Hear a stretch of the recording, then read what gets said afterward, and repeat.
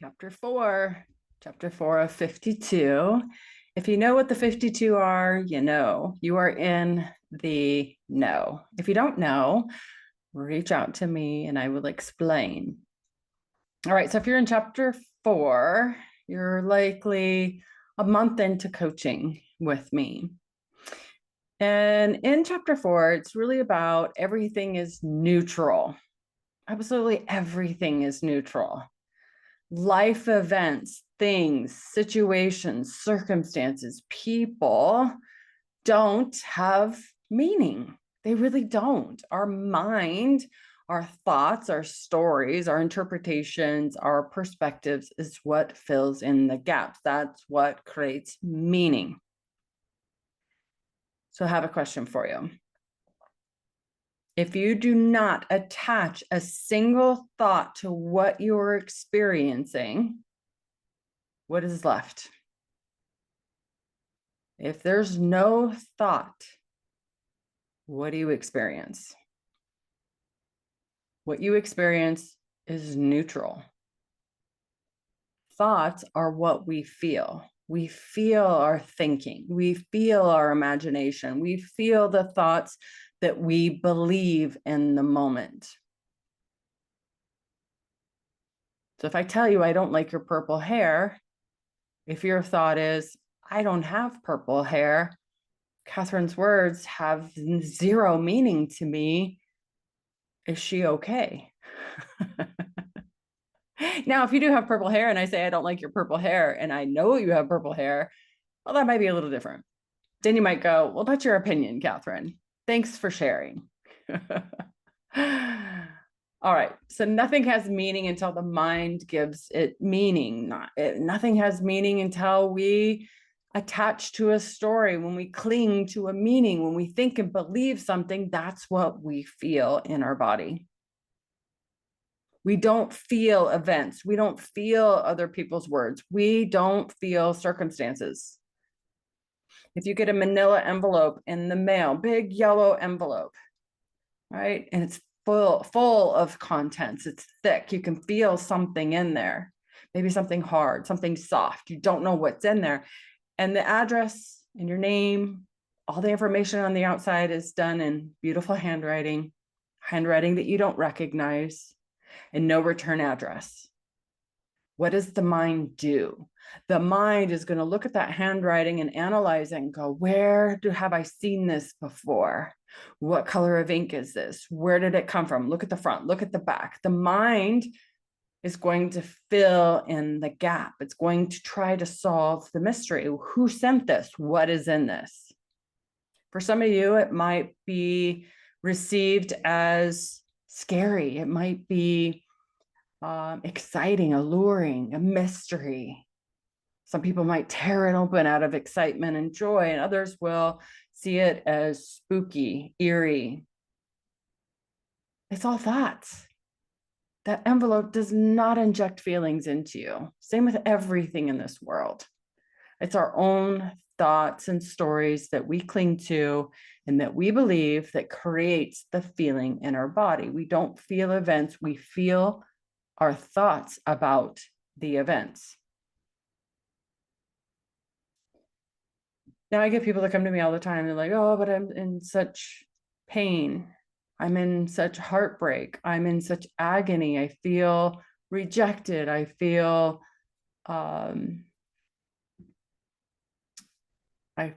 as though I'm in grief, agony, heartbroken, all the things, right? Well, pain, if that's real, that's valid. What are you thinking and believing that's creating that suffering? What are you wedded to? What are you believing? What is going on in your mind? What are the thoughts in your imagination that are creating that pain? If you're having a happy feeling, it's because you're having happy thoughts. If you're having sad feelings, it's because you're having sad thoughts. They happen really quickly. Thoughts happen so fast that most of us are unaware that we're even thinking beings. We are thinking, feeling beings. We think, then we feel, then we do or don't do. Our thoughts fuel our feelings. Suffering is optional. Feeling sad is optional. It is a choice. Now, I might get some flack on that. Bring it on. Every event is data. Every event, circumstance, situation is data. We're given data and information from each and every event and circumstance. Everything you experience, moment to moment to moment to moment. We are absorbing data through all of our senses: sight, smell, touch, feeling, hearing, taste. Every event is data rich. Our brain is absorbing data and information every single moment. Why is it exhausting to travel 8 hours on an airplane where you're sitting 90% of the day? Why is it so exhausting? Because it's a new environment. So your brain is hyper alert and focused on, am I safe every second? Am I safe? Is my human safe? Our emotions are an interpretation of everything we experience. And our emotions, or our interpretation, is really an accumulation of all of our life experiences, everything that we've come in contact with, everything that our brain has logged, every movie, every music, every show, every conversation, everything we've seen on TV and social media and on the news and all over the place, in real life events that have happened through our lives. Our emotions are an interpretation of what we are experiencing every moment. We are born with one fear, and that is the fear of a loud noise. The rest of the fears are created through life experiences. So whenever I hear he or she did not reply to my text, they're ignoring me, they're ghosting me, you know, it's the same event, right? You look at your phone, there's no text. You were the last one that sent a text. There's nothing after that. And maybe if you have an iPhone, it says read. There's one person that says she didn't reply to my text, he or she, or they didn't reply to my text. And then there's another person that says, I'm being ghosted, I'm being ignored, I'm being rejected. Same event, different interpretation, different emotion, different story. The space between reality, what's on that screen, and what we make it mean in our mind, in our stories, in our imagination, is where the power lies. Oftentimes when I first meet clients, they're so sped up in their speaking, right? Their interpretation of their life, where they are, how stuck they are, how miserable they are, and how they blame and complain about their life. They're very sped up. They talk a lot. It's like, boo, boo, boo, boo, boo, boo, boo, so much information. But you got to have all this evidence. You need to know all the things that have happened to me. You need to know about my childhood. You need to know about all these things. And this is why I am the way I am. And this is why I'm experiencing what I'm experiencing. You're not your past. Your past is done. The past is over. And I'm sorry for the things that you've experienced. I'm sorry that you've had to go through that. Today, you can choose how you want to think and believe. You have a choice every single moment. Every single moment is a new moment. You have a choice in how you think and you believe. What you think and believe is a habit. So if you think and believe in a sad pattern, you're going to feel sad. If you think and believe neutrally, you're going to feel neutral. If you think and believe in a way that's optimistic, exciting, hopeful, those are the feelings you're going to feel. The power lies within you. Your feelings are inside of you. It's an inside out job. Choose. There is choice. You can choose to think and react out of thought. If I chose on a daily basis to act from what I'm thinking in every single moment, I would eat chocolate cake all day long, every day. I would never leave the house. I would never call anybody. I would probably not need a phone. I would hide, retreat, isolate. I don't honestly want to live that way. So I choose how I want to feel. I choose a way of thinking and believing that is enriching, that is gets me out of my comfort zone. It challenges me, it excites me, that's thrilling, it's interesting. I love stretching. I love adapting. I love finding out new things and understanding this noggin and other people. I love sharing what I'm learning. I love being a coach and being able to shine a light on thought patterns and loops that are sabotaging people. I find it fascinating and interesting that when I look back on the old version of me 15 plus years ago, I had a lot of negative thinking. I had a lot of sabotaging thoughts, a lot of complaining, a lot of blaming, a lot of victimhood. If someone would have told me those words back then, I would have been like, you crazy. I think there's a lot of power in having someone very neutral and very non-biased to show you your blind spots. You've got to be open and willing to hear it. You've got to be open and willing to go, that could be true. You're right. This is something I was unaware of.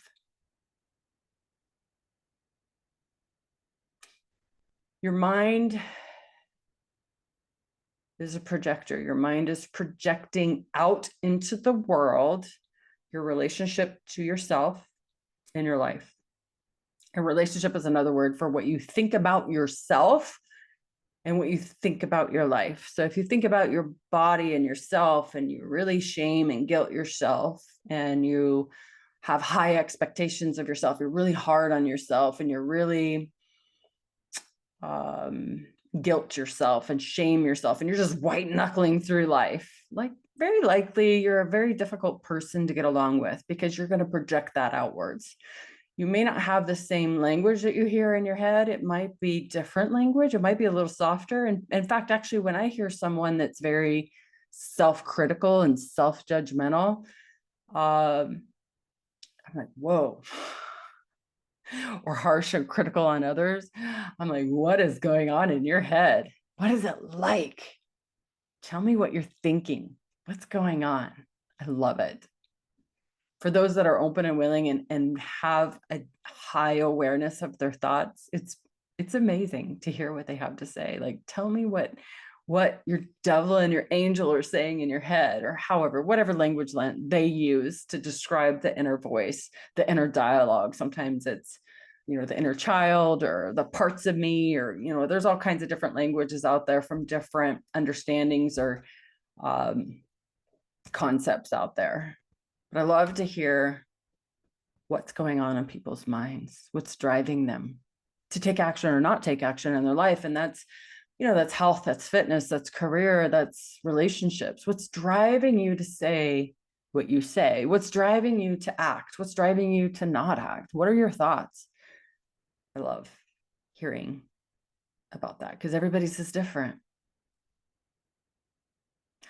So think of your life as a blank movie screen. When you go to the theater and it's you go really early because you want to go to the concession stand, or maybe for whatever reason you thought it would take longer to get there, and you get there early, right when the lights are all on. The movie screen is blank before the commercials come on or previews. So think of your life as a blank movie screen. Your thoughts, stories, imagination, perceptions, interpretations, your rules, your judgments, all the things are what come out onto the screen and color the screen and put dots, light dots, dark dots, shadows, all the effects, all the sounds, all the energy, all the vibes, all the spirit is what jumps off the screen. That's a projection out of your imagination. So our mind, our imagination loves to fill in the gaps. It loves to interpret everything from our own reality.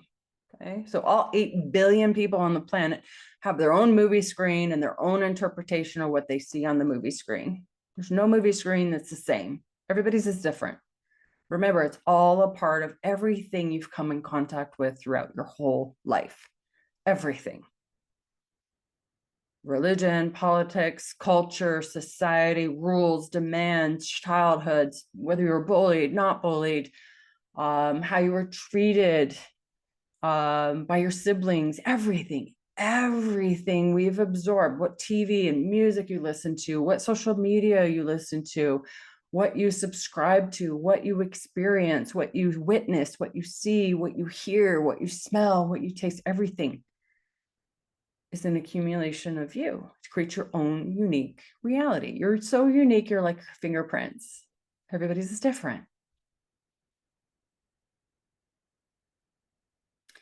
You have the remote control to the channel or the movie that you're watching, the genre.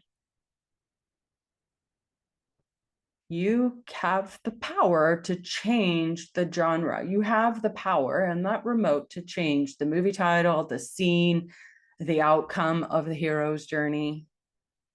You have the remote in your hand. Most people do not realize the power they have of their mind. Most people have a mind that's like a child running around with a pair of scissors. It's out of control. It's running around jumping on furniture because they don't understand how their mind is controlling their experience. They're living their life from emotion. Oh, I don't feel like going out with friends tonight. I don't feel like eating healthy today. I don't feel like going to the gym. I don't feel like talking to my mom. I don't feel like being social today. I don't feel like doing yard work today. I don't feel like taking the trash out. I don't feel like going to work, so I'm going to call in sick. So people are living more and more from feeling. The interpretation, the automatic thought and feeling that comes out of us. Well, just so you know, our mind, our brain loves what feels good and what feels familiar. So our brain loves what feels safe, what's known. So going out to maybe a party or an event feels unknown and scary. And the more times you avoid going to a party or an event where there's socialization and there's groups of people from 2 to thousands, the more times you avoid that, the more your brain logs that in your brain as dangerous, scary. Avoid that. Alert. But the more times you go, say yes and go and experience that how you want to feel that, and you're going to have to answer that question. So it might be feeling it from safety, curiosity, willingness, openness, learning, exploration, experiment, inoculation, whatever words you want to come up with, right? When you go out there, and you don't have to spend the whole night there, you can dismiss yourself at a certain point when you feel like you learn something, you gain something, when you show up for yourself through bravery, courage, whatever words land for you. When you live your life from how you want to feel and not from the automatic, well, I don't want to do that. Because guess what? The more you react to, I don't want to do, and you don't do it, your brain logs that as, oh, that feels good. That feels familiar. And your life is going to get smaller and smaller and smaller. You're going to see less and less opportunity. You're going to meet less and less people. You're going to have less, probably more surface level connections with people. You're going to view yourself as, I don't do people. I'm introverted. You're going to start labeling yourself. And when you label yourself as an introvert, guess what? Your brain goes, yep, let's look for proof and evidence of that. Proof and evidence. You're an introvert. You just labeled yourself. You just boxed yourself in. And now your brain is going to look for evidence and proof of that. You're going to start saying no to more things. You're going to be more introverted because your brain's like, look at the proof. Your world's going to shrink. You're going to isolate yourself. Well, guess what? Isolation is a form of torture. So I do have clients that come to me with that one thing that they want to unravel, unlearn. They want to learn to be more social, more communicative. They want to learn to go outside of their comfort zone. They want to unravel what was, in my opinion, started around COVID. Like we all discovered, oh, I can do all these things from home. I don't have to commute. I don't have to have these weird random conversations at the water. What do they call it? I just kind of lost my train of thought there. The water, the water fountain. I don't know. Do they have those anymore? Probably not since COVID, but you get my point. So when we, back to the mind being a projector, kind of got sidetracked with my my story there. When we view life from the lens of pessimism, limitations, woe's me, life's happening to me, I'm a victim, I'm a blaming and complaining, oh, I'm not lucky, these things, again, we're labeling ourselves, and our brain looks for evidence and proof of that. We'll take something as simple as getting passed up on a job, we'll label that as being rejected. I wasn't good enough. I'm not smart enough. I don't have the degrees. I don't have the education. I'm less than. Okay? That's a habit. That is a slippery slope. And that is very heavy. And to me, that's mental suffering. That's heavy judgment. That's gaslighting yourself. Whenever anyone that you're in relationship with doesn't call you back, doesn't text you back, and you view that as they are wrong or bad, they're ghosting you, they don't like you, you did something wrong. That's a choice. That is a habit of thought. That's a habit of seeing something incredibly neutral in a light that's incredibly negative. If you, maybe Halloween, maybe every year you have somebody that you know that has a big party every year, and Halloween is something that they love. And every year they've invited you for the past 8 years to this big Halloween party. But this year you didn't get the invite. If your mind instantly jumps to, I'm left out, I must be weird, I must be different, I must have said something, I must have done something last year, I must be a buzzkill. If your brain instantly goes to that, again, that's a habit. That's a pattern. What if you were to have these thoughts of being rejected, ghosted, overlooked, left out? What if you have these thoughts and go, yeah, that's possible. That could be true. I'm going to choose instead to feel as though the job was not a good fit for me. I'm going to choose to feel as though my friend has probably gotten busy with something else. An emergency may have happened. I'll just check in with them tomorrow. Choosing to feel, or researching the reason why you haven't gotten an invitation by being curious, reaching out to that friend saying, hey, haven't got my invite. Is there anything you need from me? I'd love to help support you. I enjoy this every year. Reaching out, right? Is choosing how you want to feel. What I tell my clients, and the reason why I tell my clients this, is those intrusive thoughts, those negative thoughts may never, ever go away.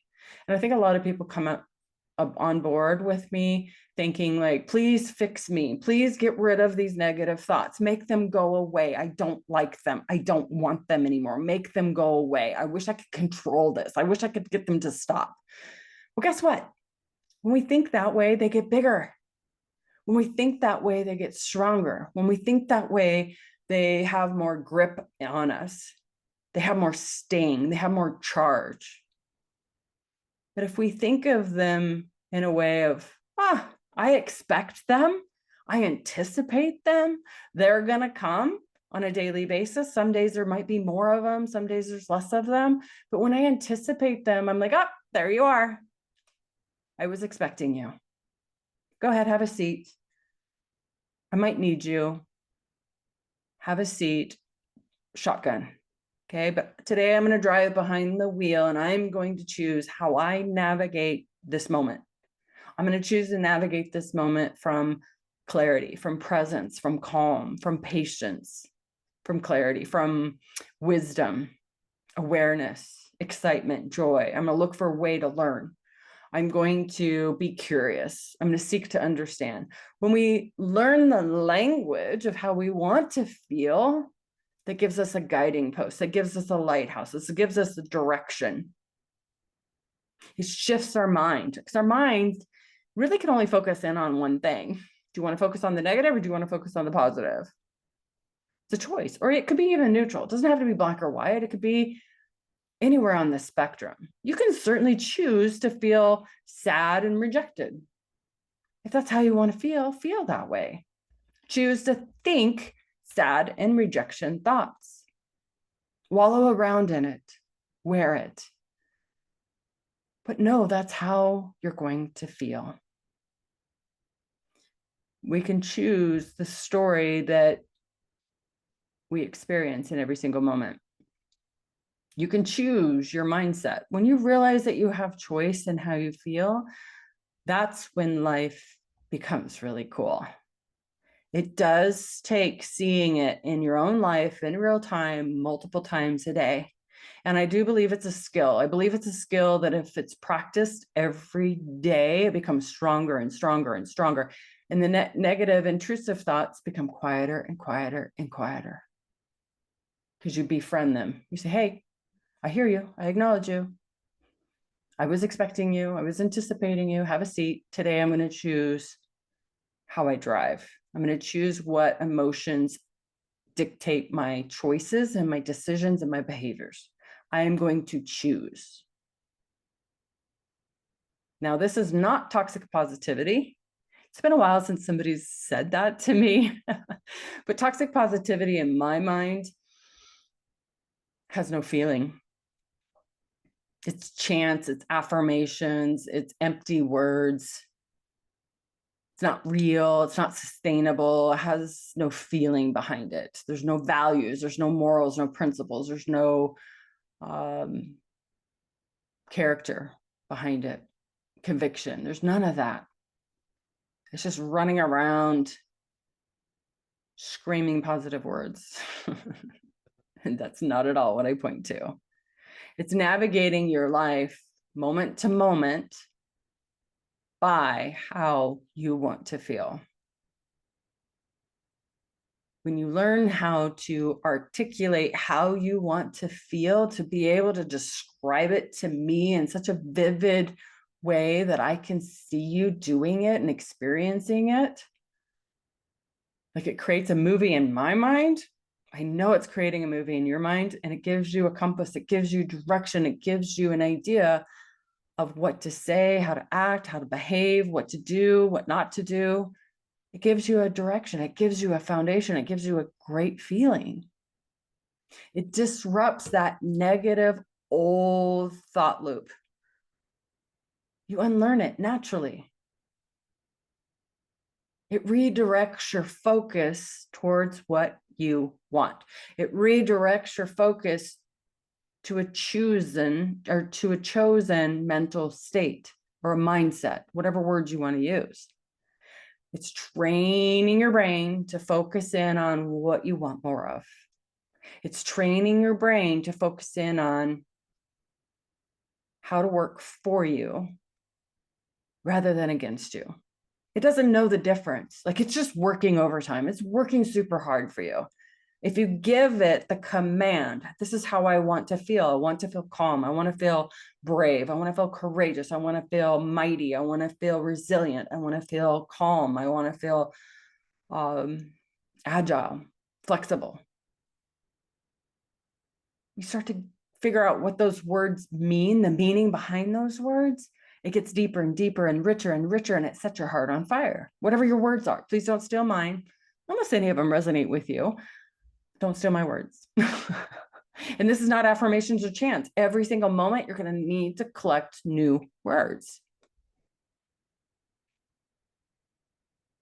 This is a skill. I teach my clients skills that interrupt autopilot, because that's where people are when they come to me. They've been on autopilot so long that the airplane is off course. It's moving towards isolation. It's moving towards hiding. It's moving towards comfort zone. It's moving towards obesity. It's moving towards misery. It's moving towards saying no to amazing, cool experiences. And this is work. It takes daily, intentional, consistent work. And it works as well. It's very simple. It gives your brain a clear job. It gives your brain a direction to move towards. It's a new autopilot for your plane. It changes the direction of the airplane into the city you want to go to, right? If you're just out there flying around with no plan, nothing plugged into the GPS. I'm positive that's not the word they use for airplanes. It's something else. Then you're just, what are you doing? You're going to run out of fuel at some point. You have to have a plan.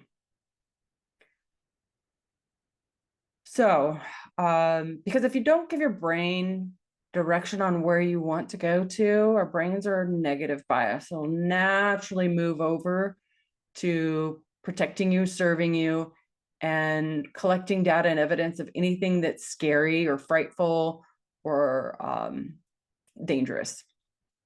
So if you view going out to a party with 5 people as dangerous and scary, oh my gosh, I hate talking to people. It's so terrible. I'd rather stab myself in the eye. Your brain hears that. So guess what? Every time there's an opportunity to go out with 5 or more people, your brain is like, that's dangerous. Remember what you said? It will kill you. So be aware of what you're saying. Your words have greater meaning than you realize. It's shocking. What I teach my clients or students, my style of coaching is very much coaching/teaching, is these skills that I work with my clients, and everybody's different. I meet them where they are and we create skills that work for them. But in essence, everything really boils down to one skill. What it does is it interrupts the survival mode that a lot of people are in when I first talk to them. Like, they are usually deep in fear, survival, fear-based thinking, worry, anxiety, stress, overwhelmed, overthinking, overanalyzing, like just heavy. And the skills that we learn are very simple and activate the creative, innovative side of their mind really quickly. And some of my clients or students learn quite rapidly, and it's fun. Like, they bring some rich, amazing stories of small things that they see differently moving forward, and they experience things. And that's what I tell them is gather evidence and proof on small, tiny things, not the really big triggering things, the moms, the dads, the brothers, the sisters, the spouses, the adult children. Those things are a lot more heavy. Not that it can't be done. It's just that when you collect evidence on the smaller things, it builds up that muscle, and you go into the fire fully prepared, and you walk out with a knowing. Like, you walk in with a knowing, because you flex that muscle, you've trained that muscle, and you know how to do it. It's a skill that you've learned on the smaller stuff in life, and you walk in to maybe communicating with someone that you usually have conflict with, and you walk in with a state of mind that's very resilient and very strong and brave and courageous. And you walk in with that, and you believe in that, and you ground into that during the conversation, and you walk away really proud because you stay on course. And the skills that I teach also stop the mind from hijacking you. And a lot of these hijacks are, again, stories from the past. It's unlearning these stories. I can't tell you how many people I've worked with in the past that come to me and they, are still blaming a divorce that happened 4 or 5 or 20 years ago for how they are today. And that's something to be unlearned. It's not possible unless you think and believe that you are a victim, unless you think and believe that they still have the power over you. And I show them that they have the strength, the power to choose. You have ability to take ownership and responsibility of how you want to feel now. That past definitely happened. I'm not condoning what happened to you. I'm really sad that that's happened. And I wish it didn't happen to you. What I do know is that we learn and we grow and we evolve, or we wilt and we get crushed by past events. We can choose. We really can. Okay, so what is the difference between a universal truth and a personal story? Well, here's the facts. There are 8 billion people. If there are 8, so facts are, and reality are, is if all 8 billion people on the planet would agree that it's true. That's a universal truth. So universal truth could be the sky is blue. Now, not all 8 billion people on the planet are actually going to say blue, right? They're going to use different languages that mean the same thing, hopefully. But somebody that's colorblind, are they going to believe the sky's blue if they've been colorblind their whole life? Probably not. So is that a universal truth? Maybe not. Gravity. Could we all agree that if we lift something up that it's going to fall and hit the ground? Well, I don't know if that's true on the whole planet, but let's assume it is. Would we all agree that all of us are aging? All 8 billion? Yeah, I think so. Maybe not. Maybe there's some people that believe that they have some magic pill or potion or lotion that stops them from aging. Would we all agree that we need oxygen to live? Hopefully. Unless there's something I'm not aware of, possibly. Would we all agree that change is inevitable, right? Like I watch trees right now at this time of year that are turning colors, right? They're shedding leaves, shedding needles, and new growth is coming in. So change, I believe, is inevitable. But, do all 8 billion people on the planet believe that? I'm not sure. Do they believe that they can stop it? I don't know. When we create stories, again, imagination, that imagination, the vivid imagination, is when we think and believe that I'm being disrespected, when we think and believe that something is unfair, when we think and believe that traffic is unbearable, when we think and believe that I would never act that way, how dare them? That's stories.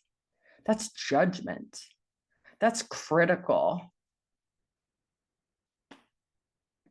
Some of the things that I hear, and that's kind of what I point to oftentimes with clients, is that we'll do this work together for maybe a month and a half, maybe 6 months, maybe a year. What I do know is in between our sessions, when you go out into culture and society and you flip on the TV and flip on the news, there's language out there that reinforces that your feelings are outside in. My boss stresses me out. This thing happened to me that I didn't expect. I wonder what they are thinking. Why would they say that to me? Right? So we have language that reinforces our feelings are outside in. Those are all stories. Are they real? Are they universal? Is it true? Is it factual? No, not at all. What we make things mean is a personal story. It's ego. It's not universal. So be clear on what's fact and what's true. It's very simplistic.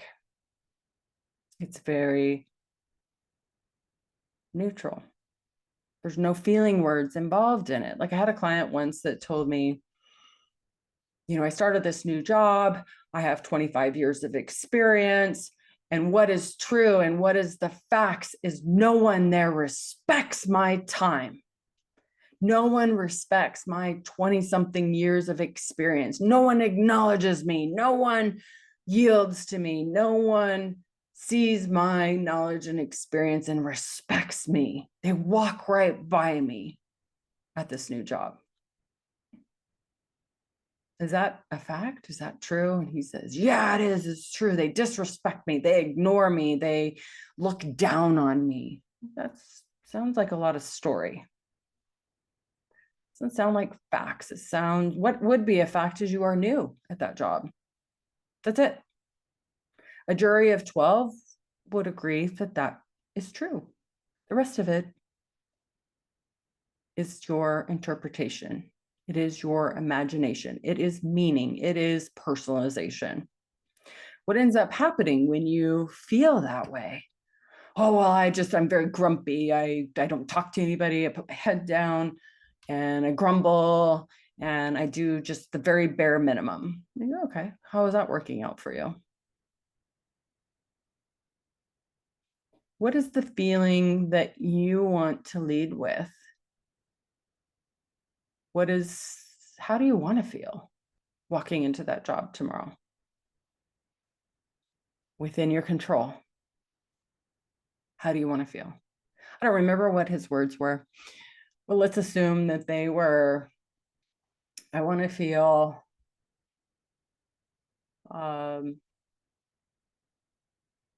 patient. I want to feel that I provide value. I want to feel of service. I want to feel understanding. I want to feel openness. I want to feel that I provide value. See, all that's within his control. And if I remember correctly, he did not start off that way. So we have to be really careful on what wordage we choose that's within our control. Because if we demand respect, we demand attention, we demand to be seen, we demand to be heard, we demand all these things, and that's outside of our whoop. That's not how this works. We're back into really in the garbage.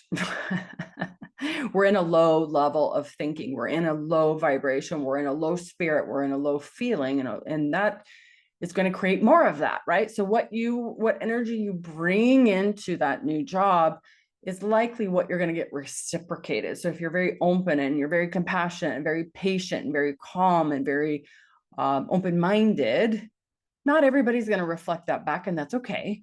People that are emotionally intelligent and have done the work, they're going to sense that and they're going to reciprocate it back.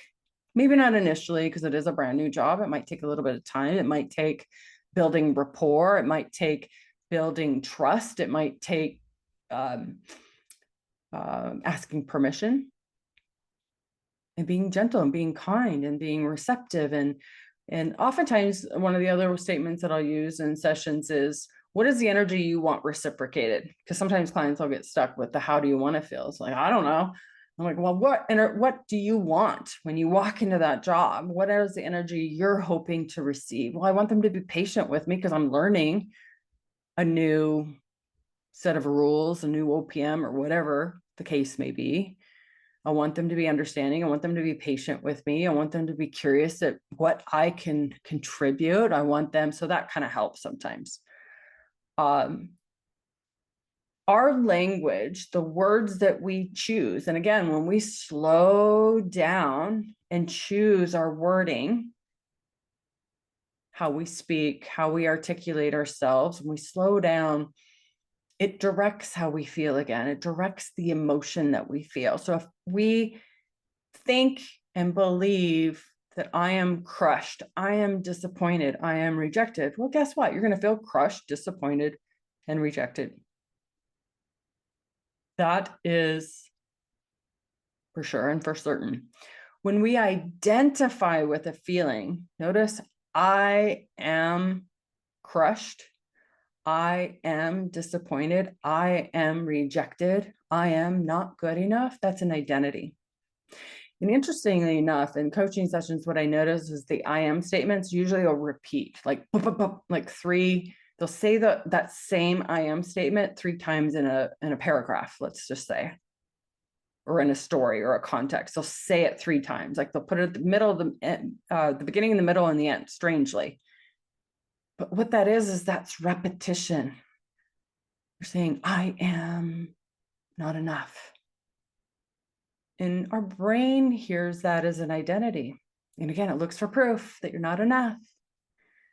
Where if we shift our language, if we are aware of the words that we're thinking and believing or saying, and we shift it to, right now, I'm noticing a feeling of disappointment. Interesting. I feel disappointment. I feel the start of disappointment. That's interesting. What thoughts are creating that feeling of disappointment? Explore it very briefly. Then move to, I want to choose to feel at peace or whatever.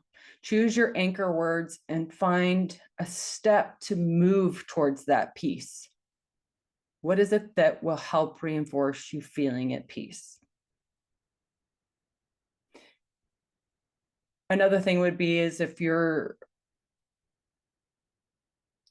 that instead of saying I am crushed or I am just rejected, you could say, I could easily make the situation seem crushing. But what I know is that is a feeling that's limiting. That feeling is heavy. That feeling is not how I want to feel. So I'm going to choose instead to feel resilient. I'm going to choose to feel agile. I'm going to choose to feel immobile. What does that mean? What does that mean to me? When I feel agile, resilient, it means that I'm going to bounce back. It means that I'm going to reframe this state of mind that I'm in a way that empowers me to move forward with grace, with proudness, with courage, with bravery, right? Notice how I get excited about it.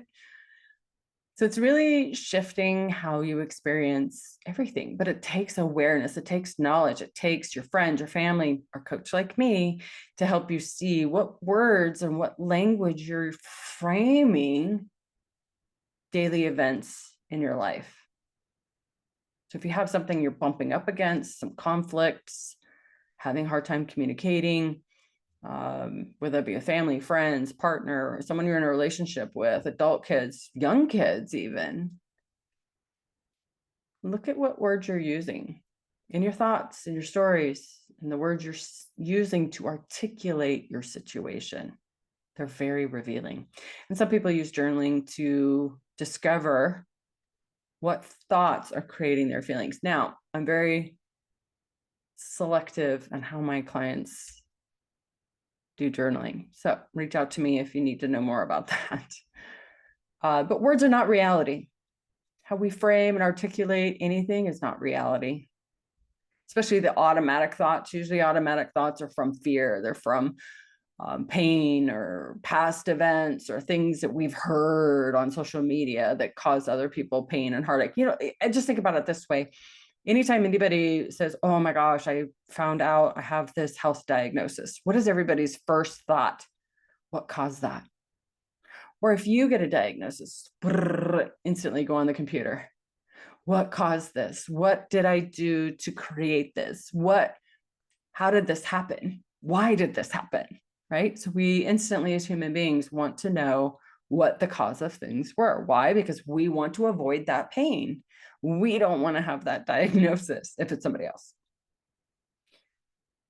Words are the words we think and we believe, the words that we attach to, the words that we get wedded to are instructions for the brain. So that's why words have power. Words have meaning. Words that we use quotes that we believe, things that we say train the brain. So be careful what words you use, especially on repetition, especially old quotes. Like the one that always comes up for me is no pain, no gain. That just, you don't care for that at all. And that's usually used in the space of working out, building muscle. And I don't believe in that at all. I believe that that is dangerous. I do believe in discomfort. You will not grow muscle. You will not change the composition of your body unless there's discomfort, unless you go to failure, in my opinion. And it doesn't mean you have to go to failure all the time, or, you know, but you do have to know how to do that. You do have to put in the reps. You do have to go outside of your comfort zone. So that does require discomfort. But be careful on what quotes you cling to, beliefs you cling to. What you focus on is what you're going to create more of. And in this work with me, it is about learning a new language. Like a lot of new clients that I start working with, when I first start working with them, it's just, it is interesting how they come to me and how they speak and how they describe their day and how they describe what they see in the future, like the next day or something they have coming up, something they're worried about. The language that you use creates how you feel. When you learn how to articulate how you want to feel through anything, and you paint a picture in your mind, you create words, you create a way of envisioning moving through it, how you're going to be, what the stories that you create and how you're going to navigate something with courage and bravery and resilience and be strong as a mountain, be immovable. You're going to be, you're going to soar. You're going to be innovative, creative, flexible. It really trains your brain to focus in on what you want. Where when I first start working with clients, they're usually focused in on what they don't want. These are all the things that are happening to me. Woe's me, victim. But when you focus in on what you want, you can describe it ad nauseum. But not ad nauseum, like literally where it grosses you out, but ad nauseum in the way that it just, your energy changes and it's kind of like a flavor of excitement and eagerness, and in a good way, and set your heart on fire.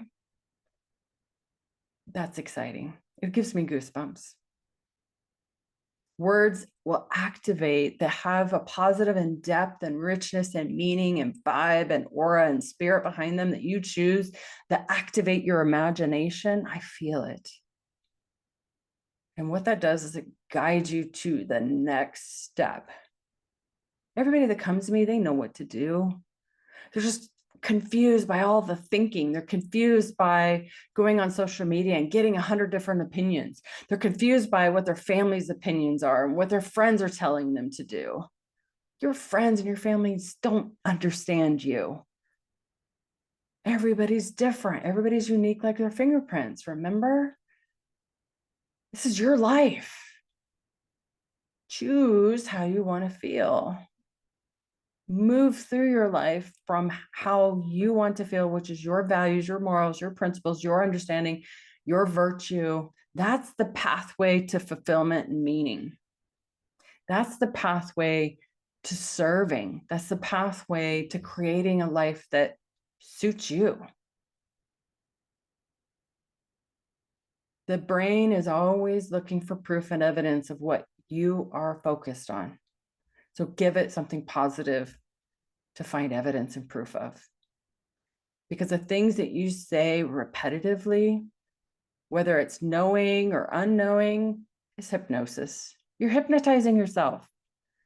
Ask your friends, ask your family members, what are some quotes? What are some sayings that I say that are limiting? What are some things that I say on repetition that are sabotaging me? Be honest with me. Tell me. That's why a coach is really good, because your friends are going to go, oh, nothing. You're perfect just like you are. Your friends and your family reinforce these old patterns because oftentimes they believe in the same thing because you probably got them from them. So here are some examples. I'm always the one that cares. I'm always the one that takes care of everyone. I am the fixer, or I am the unlucky one. I am the sensitive one. People always let me down. I am bad with money. These oftentimes are said on repetition. So what does your brain do? It looks for proof. When we repeat things, we believe them, and it trains our brain to look for the beliefs to reinforce those thoughts, those stories. But it basically ends up being the lens in which you look through everything. You're looking for facts to back that up.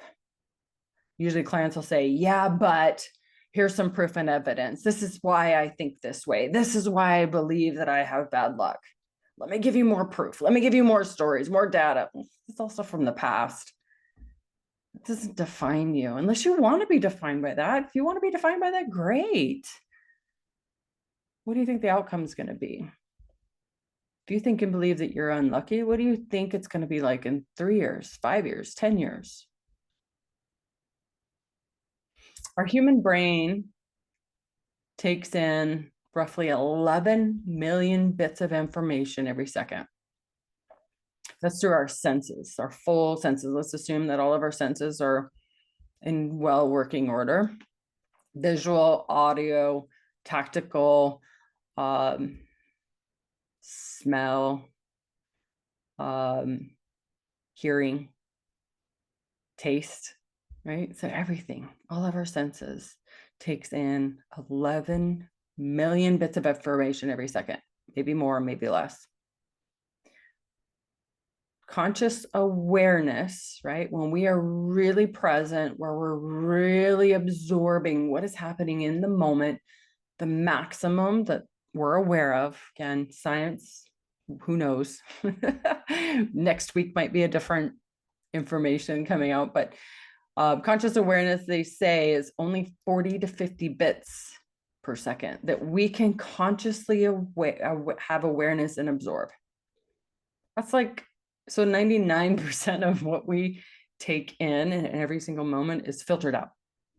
Automatically, the brain doesn't have the ability to take in more than 40 or 50 bits of information a second. It's not wild. So what is real? That is one of the things that I say quite often with my husband. Is like, I don't even know what's real. What is real? Just being silly, but it is fun. It is true. So to change the evidence, so when you change the evidence that you're gathering, what you're looking for in your life, if you're gathering evidence on the negative side of things, well, guess what? Life's going to feel negative and heavy, right? If you gather evidence that's positive and inspirational and exciting and fun and intriguing or interesting, right? Life's going to be more fun and intriguing and interesting. It does take conscious awareness. It does take coming off of autopilot. It does take training your brain to work for you. It does take commanding your brain or your inner computer a command on what to seek evidence and proof on. It's like reprogramming your software. It's recalibrating your GPS. It's telling your GPS where to go. Focus on what's interesting and intriguing. What do I want to go deep in? What do I want to learn more about? What do I want to be specialized in? What do I want to know really good? What do I want to understand? What are some skills, talents, strengths that I want to build on or acquire? What skills do I want to sharpen? What do I want to know? What do I want to learn? It's like really taking advantage of this life at the fullest. Triggers are your nervous system and your mind telling you what needs work done. Triggers are not for other people to know and understand. Please know that triggers reveal something that you value or something to work on internally. And I love helping my clients with triggers. I'm going to skip over some of these notes because I notice I'm at an hour and I have so much fun stuff that I wanted to cover with you guys. Emotional neutrality. So something that's come up a couple of times is being neutral, right? Neutral is like a quiet mind. It's looking for what's fact, what's true, removing all the emotion. Some clients will say, oh, that are new to my work, they'll say, oh, isn't that suppression or numbness? No, it's not.